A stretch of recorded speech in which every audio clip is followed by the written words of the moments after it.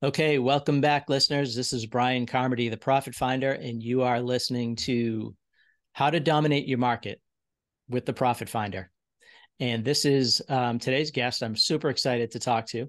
It comes from an industry that I have been in for since 2003. So I think we're going to get into some nice details here and some cool strategies. Joe Aiello is the Vice President of Commercial Office Interiors, and he is basically one of the people running the company, and he's going to talk about their startup success and why they did it, and grow into stories about what they're doing now and how they're continuing to grow into the future and serve the community in New Hampshire and Massachusetts and Maine, and businesses that need furniture and office furniture, that is. And we'll talk more about what that industry looks like if it's new to you, and how some of the things that they're doing can apply to virtually any business, no matter what industry. Okay, so Joe, welcome. Thanks for being here. Thank you for having us, Brian. Definitely my pleasure to be on the podcast. And, yeah, I guess to get started, you know, who are we? What do we do? What is a furniture dealer? Um, Basically, in short, as a contract furniture dealer, our goal is to deliver commercial furniture to end users. And what that looks like is we typically have clients come up to us and they'll say, hey, we have this space, we don't know what to do with it, or hey, we're going through a renovation, we're buying a new building, we are trying to hire more employees. We need to rearrange the floor plan to accommodate for a new type of space. Um, in all those scenarios, that's an appropriate time to engage us. And we're going to ask for a floor plan of the space. And then for a quick 30-minute intro call, hey, what are you thinking here? And we'll ask all of our questions. We can rip through it in about 30 minutes. And then from there, we'll turn around a 2D and 3D colored rendering for the client to say, here's our idea. And then we'll sit down, do another recap call, just final touches, right? How close are we here? Do we like the fabrics, finishes, etc.? Put a nice bow on it, and then we'll see them in about 4 weeks or less to complete the installation. So that kind of, especially with the lead times, that takes us right into, the types of dealers. So you have your independents, which would be us, and then you have your aligned dealers. If you're aligned with a major manufacturer, that sometimes can put some limitations on what manufacturers you can sell. And it can definitely tie your hands sometimes there with lead times. Um, as an independent, we can sell anything in the industry, and you could think of us like a commercial insurance broker of sorts, where like, hey, we just broker the furniture from the industry, and oh, you need it in 3 weeks, you need it in four, it has to be in six, or it has to be in two. Great. We have solutions for all of the above. Logistically, we can make just about anything work. So, we can have cubicles out the door in 11 days. We're very, very flexible from a lead time perspective. Now, from an aligned dealer perspective, hey, they may not be able to be that flexible. I've seen some stuff from competitors where, yeah, they're 6 to 8 weeks minimum for lead times for any project. However, say you wanted one of the majors, yes, you do have to buy from them because we wouldn't technically be able to get that brand new. We could only get it used.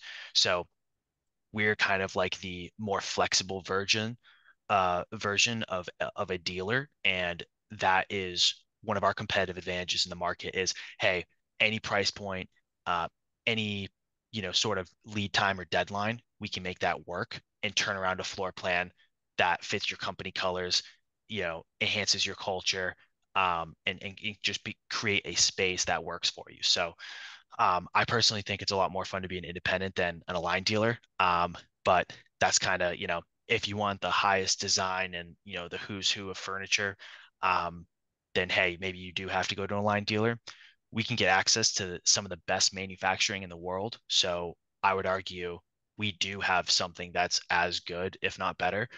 But if you have to buy Herman Miller, then you got to go to that dealer. And that's kind of where, I can only get used furniture for you there. So, pros and cons. If you sat in the chair and it feels good, do you care who the designer was? Maybe not. Right. But Joe, it's kind of like buying designer jeans, for example, designer clothing, right? You can, if you need the name brands because you need to and either that makes you feel good or you need to show it to the right people, that then go ahead, then you got to do that. But if you're, a Target shopper, and you want to just get a good value and some nice style with stuff that looks like the things that cost a lot more, then, an independent dealership like yourself is probably a better option. Is that fair? 100%. I mean, if you wanted to rock a turtleneck and you didn't care if it was Gucci or, some sort of off-brand like I don't know, Gap, but Yep. it looked the same when you wore your suit, you just need something under your sport coat. I mean, that, is anyone Yeah. checking the tag? If it doesn't have a logo, who would know the difference? Right. And I would argue that, I mean, most people don't even know that they're sitting on a Herman Miller Aeron. They're just like, oh yeah, it's just a chair, right? And it's like, well, that's a rather expensive chair. I think that people really just worry about, is it comfortable? No one's flipping their cubicles over looking for tags or, tearing everything apart going, oh my God, this is null. Like, no one cares. And that's something that like, hey, if no one cares, then maybe we can make it look the same. But what if we could get it there faster and it costs less, does all the same things, looks the same, but faster and lower cost, more budget for you and your business? I'd argue, I don't know. I think that that is enough value that it makes sense. But um, So so Joe, that's kind of, actually, I yep, just want to pull out on that point too, that we're still not talking about getting your furniture just anywhere, right? I mean, you guys are clearly, I want to make sure that people understand that, even though you're representing maybe off-brand dealers or manufacturers, that doesn't mean that it's stuff that they can get off of Amazon.com either. I mean, why don't companies go into Staples and buy their furniture there? Talk about that. that's a that's a great question. So when it comes to contract furniture and it has to meet commercial standards, and I run into all the time people are like, well, can't I just get stuff off Amazon? Yes, you absolutely can, but there's limitations to that, which is, well, it has to ship FedEx or insert, ground delivery. That puts weight restrictions, that puts dimension restrictions on it. And once you start doing that, then you're talking about, okay, well, if you need it lighter, then, maybe we're going like particle or like press board under the laminate. The construction is it's much more inferior to what is made for the commercial world.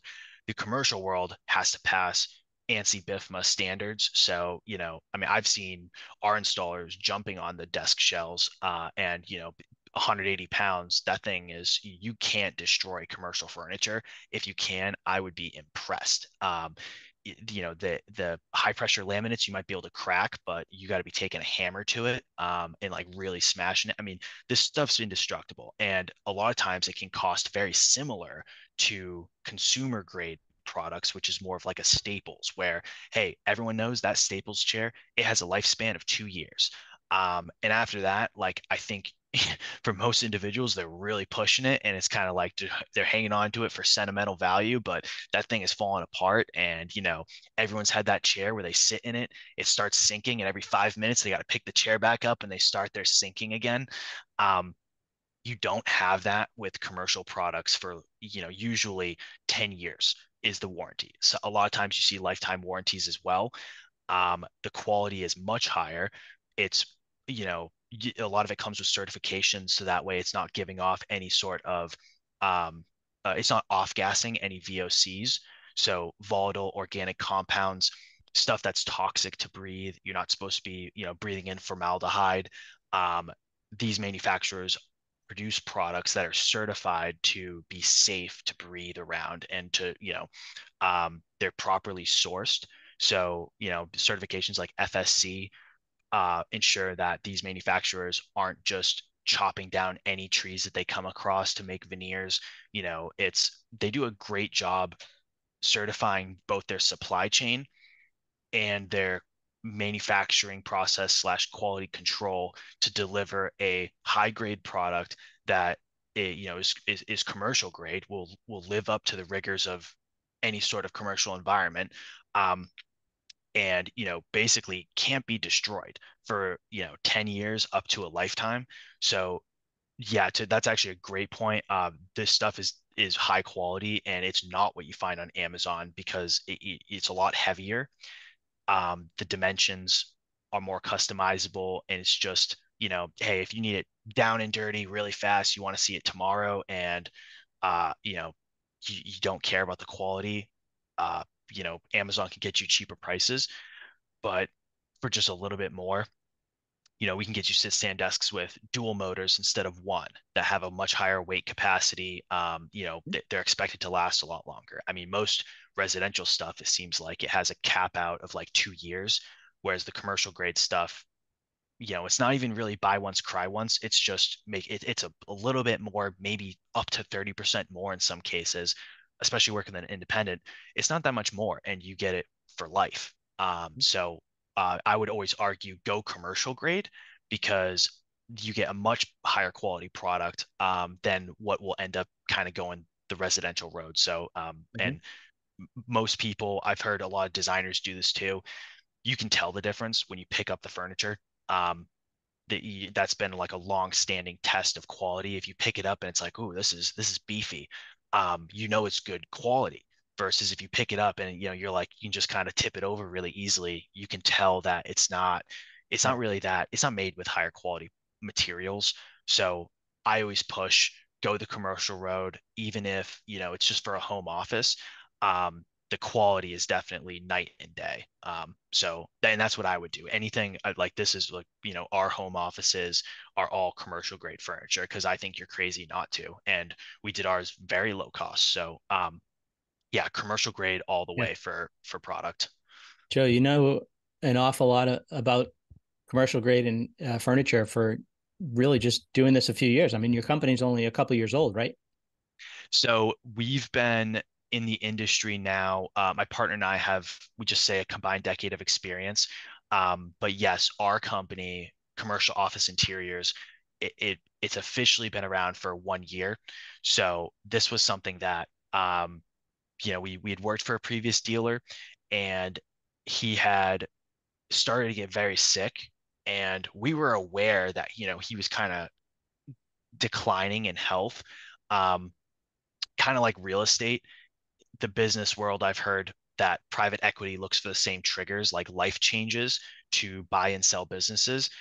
We kind of ended up in one of those scenarios where the owner, didn't really, his, kids didn't want to get involved, but he was getting very ill.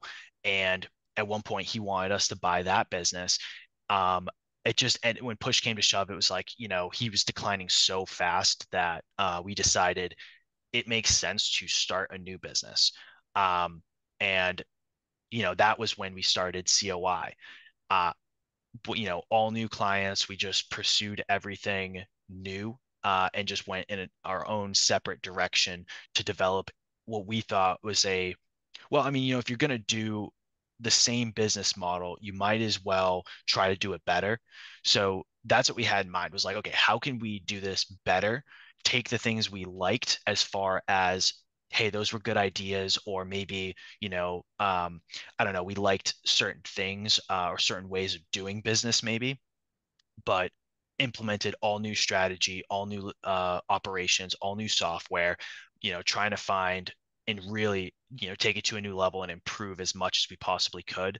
So it was something that was kind of sprung on us. We weren't really, looking to be entrepreneurs necessarily, but under those circumstances, it was like, if the owner passes away and there's only one owner, like you're kind of out of a job. So it's a scenario where it's like, hey, you can either start a new business or maybe go work at Chipotle. And that was always the joke. It was like, well, I think we know too much about furniture to go work for Chipotle, so we might as well give this a shot. And that was what we decided to do. Was let's do it ourselves, but let's do it better and let's do it very differently. John was an absolute character. Bless his soul. He's definitely having a good time up in heaven. But he was a hardcore entrepreneur, did not care about risk at all. He had no problem taking on unlimited risk, and I had never seen that before. So I think one of the things that inspired us was, I mean, it was like if John could do it, we could do it too, right? Because like John didn't care about risk. He would just kind of jump off the cliff and we were like, okay, so maybe we dial that back a little bit and, just make sure that we're doing things the right way. Just cross our I's, dot our I's, cross our T's, and hopefully it'll go the same, if not better. And that was like he was very inspiring with how he went about doing everything. Um, we were just talking to people the other day that he kind of had impacted their lives inadvertently just from being a wild entrepreneur. And it was like, okay, if John can make this work, like we could too. I guess worst comes to worst, like we just sleep in the office, right? I mean, like how bad could it be? Um, You're not I've giving heard, yourself enough credit. yeah. You guys both had, you definitely had more options than Chipotle, but Yeah, well, but so I don't want is our listeners to think that. Talk that was about I go to like worst case scenario, so yeah. it was, we were like, what is the worst thing that could happen? And then from there it's like, it's got to go pretty well. It can't get that bad. So, Well, you talked um a lot about some of the things that you wanted to take with you. Talk about that. Talk about some of the strategies that either you took with you from John's from being inspired by John, or what are some of the things that you've added because you guys the company's a year old, but you sold a lot of furniture in your first year. So uh, people have definitely endorsed you and endorsed your model and what your company stands for. So talk to us about that. How did you find those all new, you said you wanted to go out and find all new customers and build your own identity and so forth. So talk us through, what you took with you and how did you start fresh? What kinds of things were important to you to do? okay. So, I think some of the things that we took with us were, the entrepreneurial spirit. Yeah. Um, just work hard and stay after it. A lot of things that we wanted to change were infrastructure related, like out the gate. We knew that there was a lot of things that we had to change. So going through software changes was probably, I've heard many entrepreneurs and business owners say that, every company is a software company. And I think what they're getting at is you need good quality software. And everyone's heard of HubSpot, everyone's heard of NetSuite, but those may not be the most appropriate. And that's where I think drilling down and looking for industry specific solutions can be critical. Um, for everyone's industry, there's gotta be some sort of platform that's specific. I've talked to a number of business owners in different industries, and they're like, well, yeah, everyone uses this real estate platform. It's its own CRM and ERP all bundled in one. Insurance has their own, everyone does. So when I started looking, it's like, oh, lo and behold, our industry does too. It's a, multi-billion dollar industry. It's no surprise that someone developed some sort of software that improves workflow, improves, anything to do with just managing the business. So first and foremost, got to get the software right. Because I think that sometimes software can automate and speed up a lot of manual tasks, and that gets into like your overhead of sorts because it's just all this operational complexity that can go away really quickly if you deploy the right software. So finding the software I think is key in a lot of ways. um, that's kind of in your whole software stack. Like, how do you want to communicate? How do you want to send out emails? Is there a good um, you have a CRM, but for different companies it might be appropriate to look for ERPs, enterprise uh, resource platforms. Enterprise resource platform, I believe, is ERP. Um, you'll find industry specific ones, and they might have a CRM built into it. So there's a way to manage and market to clients. There's a way to manage workflow. Um, that can be expensive, but for the right stage of a company, that might make a lot of sense to help stay really organized. So um, the things that we wanted to deploy definitely were mostly software related. And it was just basically, hey, what's the best software out there? What is the most efficient way to tie all of our systems together so that it's all seamless, I mean, right down to invoicing, right? Like one click sign, one click pay. I mean, how do you do that? There's a number of Mhm. platforms. Which ones do you want? How do you integrate them? That I think if you do that right the first time, it makes life really easy. And on the flip side of that, if you had to do snail mail for checks and you had to, drive to the client to get it hand signed and, coordinate a meeting to get that done, I mean, no, like way too much. And that's the opposite side of the spectrum. So obviously that doesn't work. But the closer you get to being extremely efficient, I think it allows for more bandwidth focusing on the project and sales, stuff to drive revenue versus worrying about all the other, pointless stuff like, you know, automate, manually marketing to your clients. Like obviously that's a big no-no. There's an easy way to just do a one-to-many type concept where you can market to everyone all at once, and like that makes way more sense. Why would you individually email? So like just streamlining stuff. I think it's always a work in progress, but that's something that was a big pain point and focus for me starting the company was what software, when do we deploy it, like what's the most efficient move forward so that we can grow, but then also do what we need to do in the best way possible. Um, One of the tips I'll give everybody for that is look for a consulting agency for your industry. That unlocked a lot of secrets that I think a lot of people in the industry don't necessarily give you. Is look for that consulting agency. They might be able to give you benchmarking data as far as like, how do you know if you run a good business? We'll stick with insurance. How do you know that you have a good insurance business?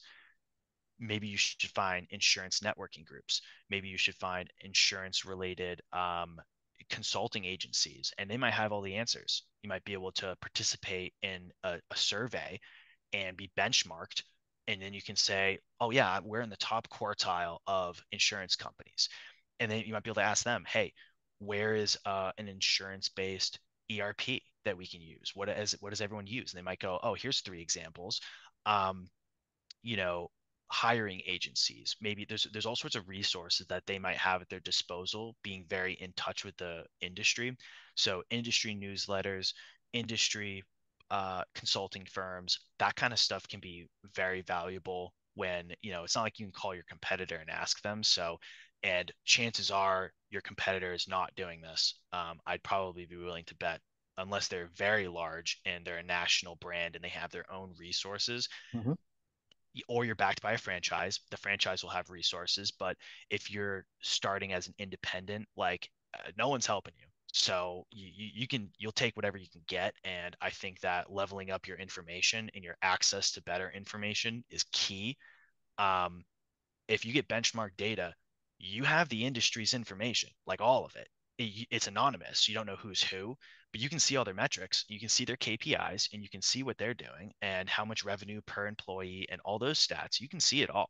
So it can be very valuable to crunch numbers and figure out, okay, how do I go from the 70th percentile to 25th? What do I have to do?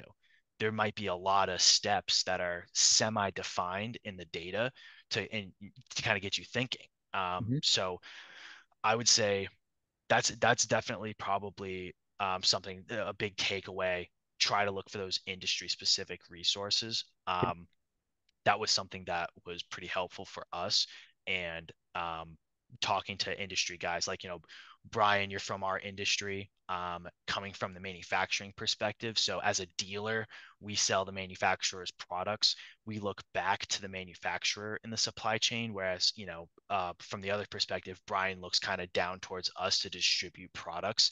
So, someone from the industry like that could be really helpful, where kind of like higher up the supply chain, you might find someone that's not a competitor, but they're from the industry that, Brian and I were talking before we hopped on about just some industry related questions, like, just some things that kind of were on my mind, and just downloading a little bit on some stuff like that. That could be really helpful for someone. So I don't know. You don't have to just look at competitors. You can look up and down your supply chain as well for answers. And they might say, oh, yeah, well, all the dealers use this particular ERP because we natively integrate with it. So, yeah, no one told you. It's like, no, no one told us. So, that kind of stuff you can find as well.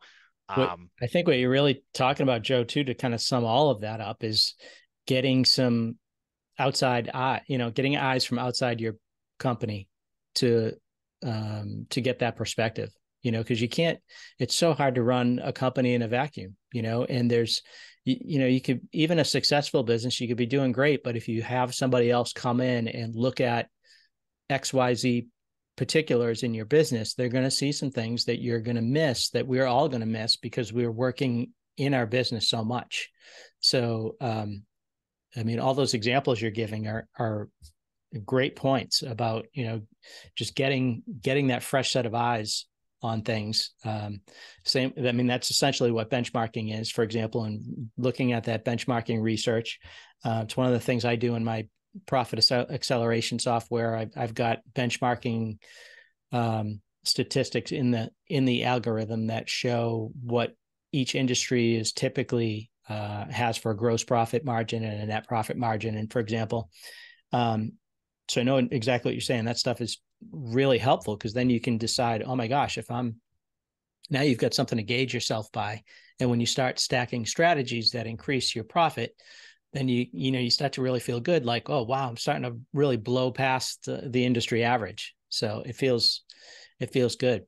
We got to just go ahead, Joe. I was going to say, to your point on that, um, you know, getting information, I think a key driver, a lot of people have talked to, you need to get a professional to help you. You might look at data and you might know, okay, to go from A to B, we just have to get our numbers up. But as obvious as that may seem, it's not so obvious when it comes time to, okay, so what are you doing to get your numbers up? Right.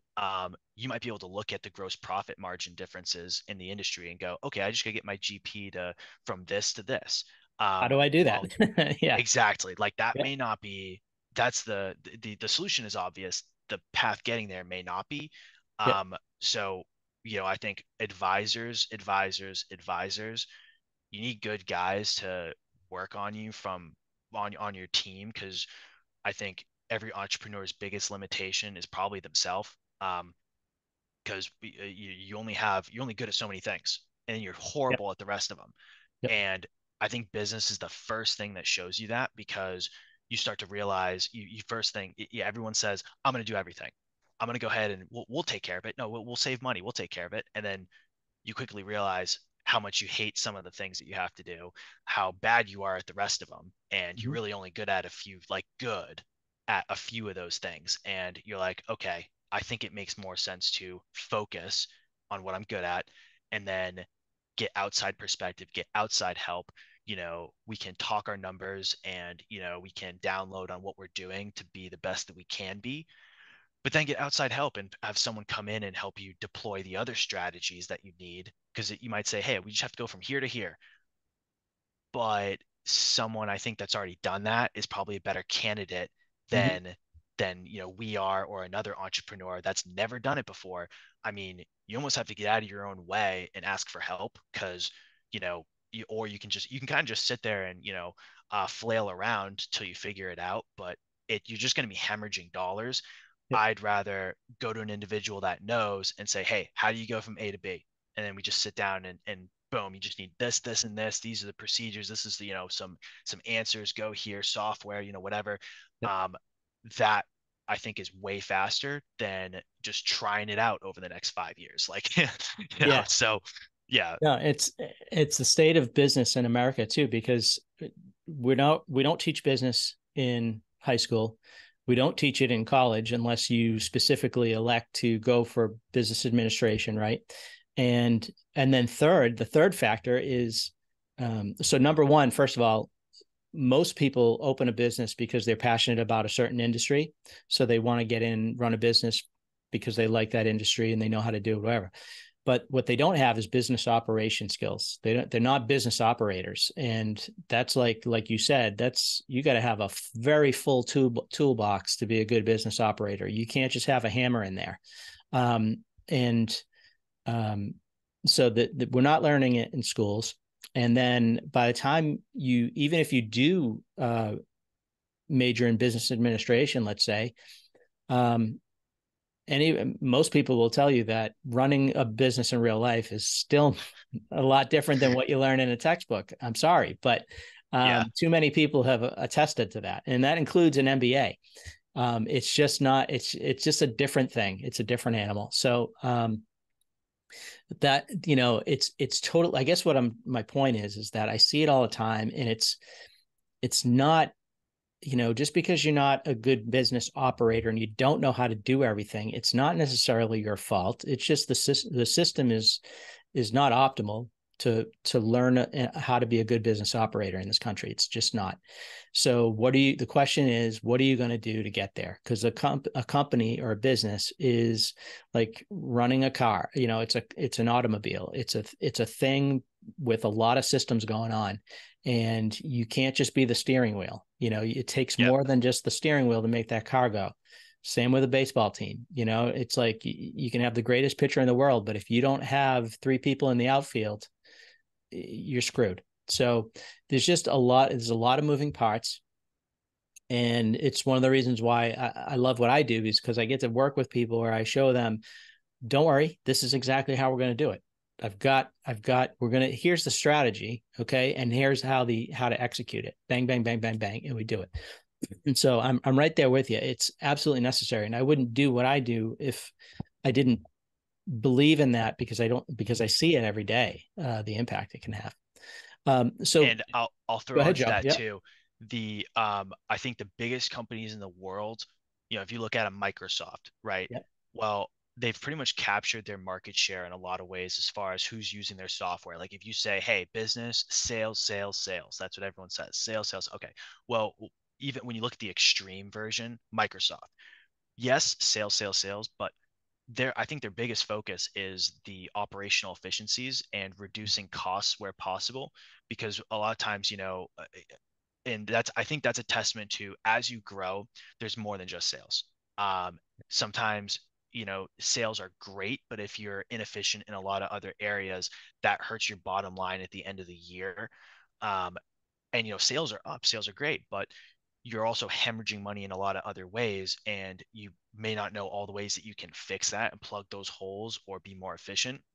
So again, like reaching out and finding advisors that can, help plug those holes, guys that know what they're doing. I mean, as a fractional CRO, the whole concept of I guess like revenue operations and just like, you know, focusing on the business. Because when you're in the business, that's like sales, sales, sales. But then on the business, which is the value of the business as a product, the whole way to sell the business, that's like you got to work on the business itself and tinker with it and make sure that things are streamlined. And that I think you need experience. I mean, unless you've I mean, you took a manufacturer national and 3x profit, 3x revenue, um, you know 7x lowered break even. Those are some serious numbers, and that manufacturer is a lot bigger than probably a lot of people who need help getting. The scale that that's going to is a lot higher. So when you work down to business owners growing, it's like you need guys that are leveled up to come in and help you, go national maybe, or come in. What do we got to do from, if a manufacturer sees the value in working on the business and focusing on revenue operations and just maximizing that, um, then I think a small business owner should maybe consider it as well, because hey, that could be the difference between your business and everybody else. Is, hey, it's pretty rock solid. Like the business is good, sales are going, we have a great team, but the business runs well too. So yeah, I mean, I think that's the industry expertise definitely helps, because like you said, you don't learn everything that I've learned in business was not from college. Absolutely 0% of it. And that to me was shocking. Some of the accounting stuff helped, talking to the bookkeeper, but even then, I think bookkeeping is just, it's all buckets. They end up asking you, hey, where do you want this category? And it's like, I Right. don't know. I thought that's what you were here for. Like, why are you asking me? Like, Right. and they're like, well, we can't give tax advice, but yeah, do you want it here or here? It changes your taxes at the end of the year. And you're Yeah. like, okay. So no, like it's actually really hard to get actionable help. Yeah. You got to find the right advisors, because questions like that, even it's like that's your weekly question. It's just like, well, is this marketing, or do you want it to be networking or meals? And it's like I You can't tell do the me. mental math on this. Like, Yeah. yeah, like you know, this that alone is enough work. But yeah, the the expertise, you can't pay enough for it Mhm. because they don't teach it in school. Even if you have the degree, you're ready, but you're going to learn a lot and you got to stay learning. You got to find the guys to help you learn. And the best people to do that are the guys that already did it. Most college professors, they haven't taken a manufacturer national before they started teaching, like just Yep. it's unfortunate, but it's true. That's pretty nice to have in the back pocket as someone that's on your team. So, yeah, kudos. Thank you for So, going out there and spreading the wealth and the knowledge. yeah, that's what we're doing. So, you made a couple of points there. I want to make sure we pull out for listeners too. Um, the importance of shifting your mindset from revenue, which is sales, to profit. Um, I just recently helped a business make. They were doing just $250,000 in sales. I showed them how to make as much money. I mean, take home pay for that business owner as another business that's making $1 million in sales, because it's all about Mm, profit. You don't, I mean, there's ways to make your business more profitable without having to sell to the masses like crazy. Of course, more sales is good, but you can go into LinkedIn any day of the week and find a story that's probably showing up on your feed that is talking about some major company that is losing bleeding money, and they have, $2 billion in sales, but they're not profitable. What? How is that? You yeah. wonder how does that even happen? I know how it happens, because at that level, they're not just making money on their sales, they're making money off of private equity. Uh, and that's just a bunch of people who have a lot of money that are investing in you, and they have a window, a runway that they give you to get yourself profitable. So they've got money to invest in that. And it's a gamble. A lot of times they don't win. And then third, usually it's a public company, and publicly traded companies, part of their income is the stock that they sell. So none of that applies to most of us. Most of us, the 30 million small businesses in the US, do not have that kind of wind in your sails. There's no runway, there's no private equity, there's no stock price. That's just for the 95,000 publicly traded companies that have that stuff. So it doesn't teach a very good lesson, and unfortunately, those are the businesses that get all the press. Um, you have to run your business profitably, and the more you do that, the healthier you are, the healthier your business is. You can do more creative and interesting and fun things, like invest in learning and development, or recruit, great teammates. You can do things like, as the business owner, start delegating a whole lot more, so that you don't have to be holding up the whole company by yourself. You can start to back off, and yeah, that can mean things like you get to take more vacations than you ever thought possible, but it also means you can actually start to work on your business instead of in it, and start being, your day becomes meeting with advisors to say, hey, we've got these ideas, now we just need to figure out how to do it. Let's just, who do we assign this to in the company to go and execute?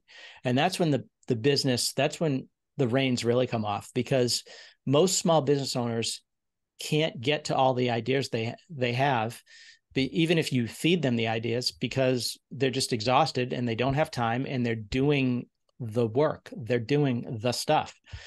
But when you're a business owner that's working on the business, you can take in all the advice, you can have all the ideas yourself, whatever, and you never get tired from delegating. You know what I mean? And delegating doesn't mean, hey, push it off on somebody else. It's not a crap rolls downhill kind of scenario. I'm saying, no, this is, use the team. You hire people that can grow your business for you. You get to come up with the ideas, or work with advisors who give you ideas and say, this is how you do it. And then you can give that plan to delegate to multiple people, so that you can have multiple strategies growing your business at the same time. And it doesn't rely on you only doing as much as you can physically get the energy up to do. You know what I mean? And that's sadly what 30 million businesses are strangled by. It's Yeah. just that. It's just I that. will say to your point there, about just having your hands in too many baskets and how difficult that can get. In any given week, I think this is something that the college degree doesn't prep you for. In any given week, you could be talking to bookkeeping, legal, any number of clients from months ago. It could be people trying to get hired, people that you need to fire. Then you're involving HR, so you have a meeting for that too. And oh, by the way, you have all these networking events because you're trying to grow your business. You're doing all the right things. Maybe if maybe you're doing something right and you're invited on a podcast, that's pretty cool. So like one of the biggest things that helped us was having a partner. I'm going to plug my partner. Big shout out to Josh Flibbit because without a business partner, I think, obviously, I think the best partnerships are ones that you are better at different things because you can cover more ground. If there was two of me, there would just be it would just be even more obvious what the holes would be in the company because I'm only good at so many things Yep. and then I'm bad at the others. If you find someone that's complementary to you, it means they're good in other things. Now it's a relationship you have to manage because you're different, but that can be really good because you're covering more ground. And I would say that when you can eliminate half your problems as a business owner by having one business partner, that I would say has been night and day. And people might be like, oh yeah, well, you have one business partner, so you only have to do half as much. But no, like, I mean, you're talking like you have to change tasks half as many times. Like in other words, you're doing half as much work. It feels like you're doing twice as much in a day. That having a second individual on your team can be a huge game changer. So as I think a lot of owners want to own it themselves, I would say that definitely entertain having other co-owners that you trust that you think you can work with and grow the business with because talk about a force multiplier Mm-hmm. having two of you guys instead of one. And by the way, you're good at different things and you have different skill sets. um, I can't thank my business partner enough for that because I wouldn't be where I am today without him, and he says the same thing. But you gotta having each other's backs and doing it together and growing it and having someone to bounce ideas off of. Sometimes it can feel like a lonely journey, and that alone can be night and day for having the extra resources, the extra juice in the tank, the extra energy. Yep. You can just say, "Listen, I need Friday off. The business ran today." You know, Yeah. like like even if you're just starting out, you have that option where it's like, "Hey, I need a haircut." Oh, you're not going anywhere, buddy. Like you have sales calls today, you have Right. legal, like I Yeah. mean, but you can go get a haircut, and sometimes that's underrated. People are Yeah. like, I want to be a business owner to get my time back. And then you find out that you work twice as many hours as you ever did before, and it's way more stressful. Yeah. Having one business partner where you can just tap out and just be like, hey, I got to go run and do something, be back in an hour. No, you know what? Take the day out. Take the rest of the day off. It's not a big deal. I'll just run these few client calls for you and wrap everything up and put a bow on it and you're good to go. That is night and day. Yeah. So I don't know if you have the option to have a business partner, definitely consider giving up the equity because it's worth your sanity. You, Um, nice. Well said. Well so said. I learned that as well. And we decided how we were going to split equity and stuff, but Yep. that's something that if you're super selfish on that, you just kind of you don't get your time, and you pay for it in other ways. You keep the equity, but you pay for it in other ways, and sometimes it's worth it to just, to delegate, to be able to delegate, Yeah. because employees can come and go, but the people that are truly invested in the company own it. It's theirs, and they don't want to see the boat sink. There's no other boats to hop onto. Like they don't want that one going down. So those guys, you always have them in your boat on your team. And I think that's been a huge deal this year. I can't overemphasize that one too. The software can be huge, but without a business partner, I mean, yeah, you want to take a nap, you want a haircut, you want to take a day off, like everything stops and revenue, you did nothing that day. That's hard when, the yearly numbers don't always show that, but the weekly numbers can, and just having another guy to have your back is so big. Yep. It's huge. So Joe, where's the best place for people to reach out to you if they want to talk about, your services and getting some office furniture. Yeah, thank you. So, I've tried to put a lot of work into SEO. So hopefully if they just search the company, they'll find us. But that's going to be commercial office interiors. Our Yep. website, super easy, fortunate enough to get the domain, but it's commercialofficeinteriors.com. So that website, that'll kind of describe what we do. We're going to go through a full website overhaul. We're working on the new website, so everything's going to get better from here. But um, yeah, that's one of the best places to find us. And then all of our social media as well, LinkedIn, Facebook. We have social media accounts, so searching commercial office interiors should be able to see our logo. I think we're bigger on Facebook and LinkedIn. Um, but from there, reach out to us, DM us. You're more than welcome to call the company as well from Google. And anyway, we'd love to talk about business, networking, fitness, just kind of having a coffee, all the way to, hey, I think we have a project and we need someone to, that's competent to work on this. Happy to talk about all the above. So yeah, for any of your viewers, anything you'd like, you're welcome to reach out. Amazing, Joe. Thank you. Thanks for a great discussion today, and loved hearing about your story um, and you and what you and Josh have built in a year is really impressive. So, Thank you. congrats on that. Yeah, absolutely. Thanks for dropping some wisdom and some of the store looks into your challenges and successes in the past year as well for the listeners. I'm sure people are going to find some great nuggets to latch onto and implement Hopefully. for themselves. So good stuff, man. All right, we'll talk to you soon. And everybody, thank you for listening to How to Dominate Your Market with the Profit Finder. We'll catch you on the next one. Thanks, Brian.